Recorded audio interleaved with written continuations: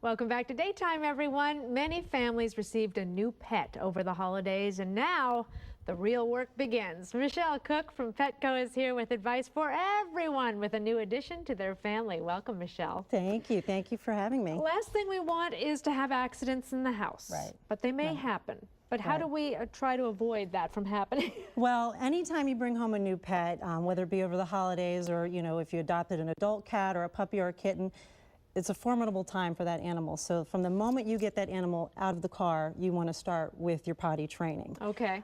So whether it be, you brought a puppy home or a dog home, get them used to the yard, take them outside, let them sniff around, then bring them in. With potty training, even with litter box training, it's going to be a matter of consistency and scheduling. A schedule is going to be your #1 best tool for making sure that your animal is properly potty trained. You want to take them out first thing in the morning. You want to take them out 15 to 20 minutes after they've had a meal. You want to take them out anytime you take them out of the crate, and of course before you go to bed. So consistency, and also you want to make sure you keep them on a leash too. Even if you have a fenced-in yard, you're also training your dog leash training now too, and how to walk on a leash. So a lot of people will take advantage of the fact that they have a fenced-in yard, and so now's also a good time to start getting your pet used to the leash training. And if they do something outside where they're supposed to, you give them lots of praise. Positive reinforcement, absolutely. All you want to do, you want to pat that dog on the head, you want to, good boy, good girl, rub their sides. You don't necessarily have to give them a food treat, because you don't want to have any weight problems with your animal as they get older.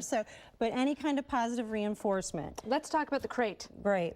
Next step in your potty training, a crate is a great tool for housebreaking, as well as, it does prevent, chewing habits with your dog.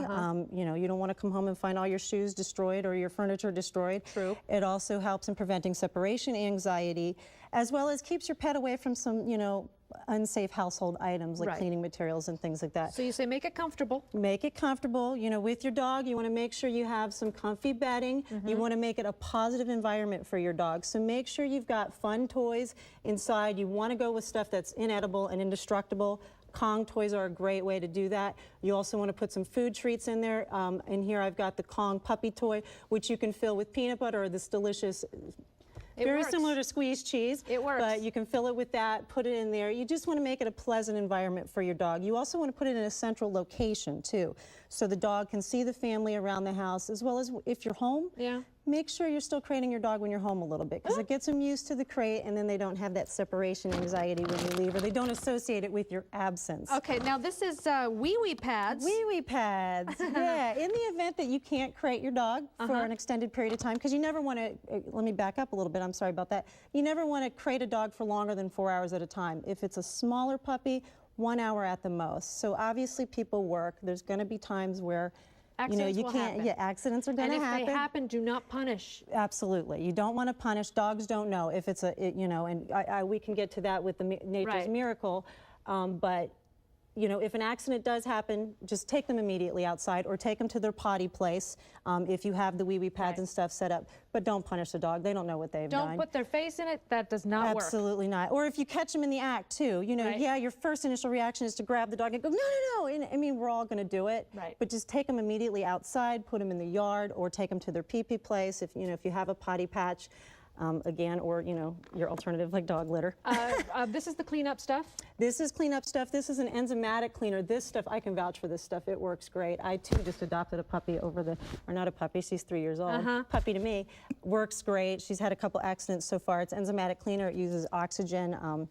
Really gets the odor out and the stain. This is a puppy pad? This is what we call a potty patch. A potty patch.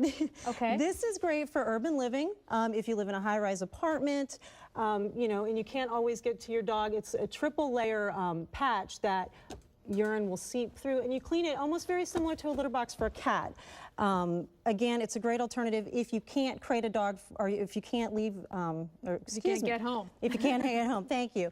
This is a great alternative along with the crate in the same room. We have 30 seconds for the kitties here. We still got to take into consideration the cats. Cats need litter box training. Fortunately for cats, they're very quick to learn. You want to fill the litter pan with about 1.5 to 2 inches of litter, preferably something hard clumping, non-deodorant, because cats have a very keen sense of smell.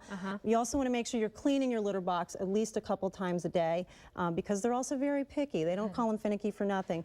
This one has high sides and no top. That's what you want to start with, and then maybe as the cat gets more used to it or gets used to it, you can put a top on it and make it a little bit more decorative. There so, you go. Oh, thank well, you so great much. ideas, Michelle Cook. Thank you. Thank you. All right, still ahead, how to keep your sanity in check. Simple tips we can all use. This helps. Yes, thank you.